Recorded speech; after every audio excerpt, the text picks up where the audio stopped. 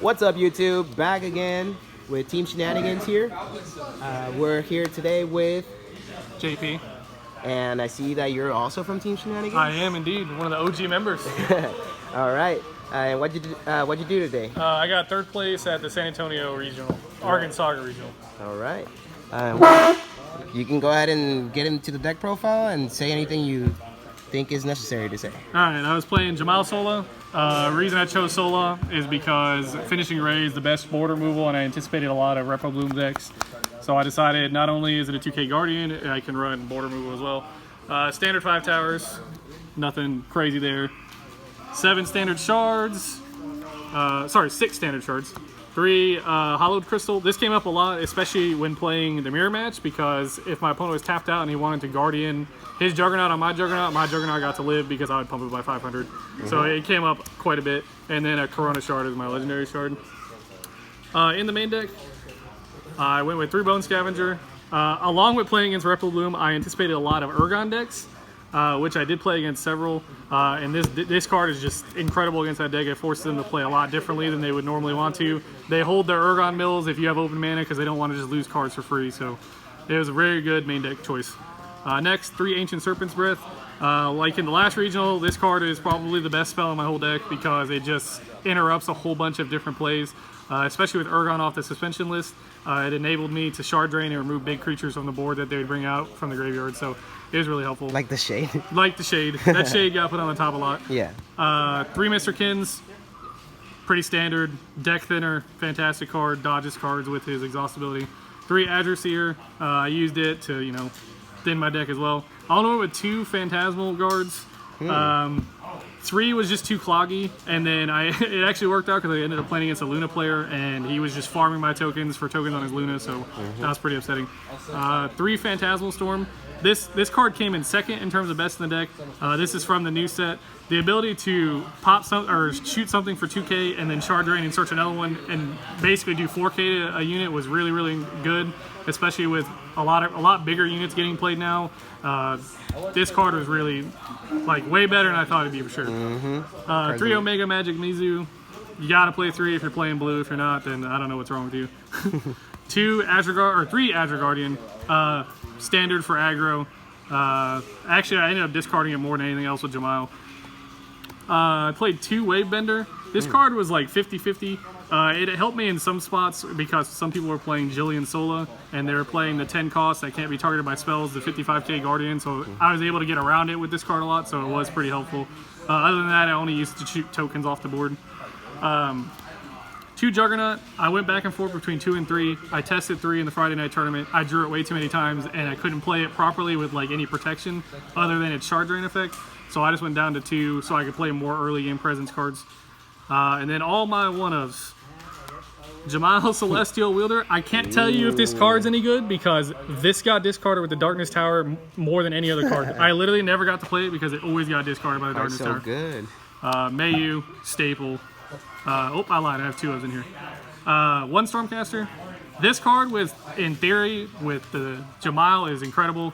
Every time I try to get the combo off, my Jemial's getting discarded by the Darkness Tower. So, and last legendary was Leviathan. This card caught so many people off guard, I guess, because they think that turn 7 drops. People would be not playing it to build their decks for aggro. Yeah. So this card caught many, many people off guard, especially the people that can't be targeted by spells. You literally just take it with Leviathan, and then they're just like, well, crap. The Magical Giant? Yeah, I took Magical Giant twice. One time someone tried to Cryptic Deflection it, didn't realize that his dude couldn't be targeted by spells, so that was pretty cool. And then I missed this, but 2 Celestial Chronostasis. Card's really good. You wouldn't play 3? No. And honestly, if I could rebuild my deck, I'd go down to 1. The card barely ever got played. I only ever played it whenever I used my free cast off Mayu. So that's the blue cards. For the Sola part of my deck, obviously, as I said when I first started, 3 Finishing Ray. Being able to just wipe whole boards, especially ones that are set up with Repo Bloom, is just, there's nothing else that's better.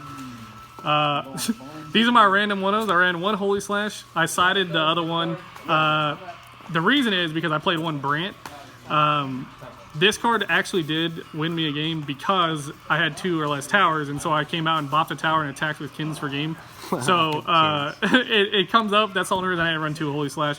This card is really good against Argent because they can't play around it. They just eat the Holy Slash and then they try to revive from the graveyard. And then this is going to be questioned by a lot of people. This one originally was 3 Glorious Quake, which is in my side deck.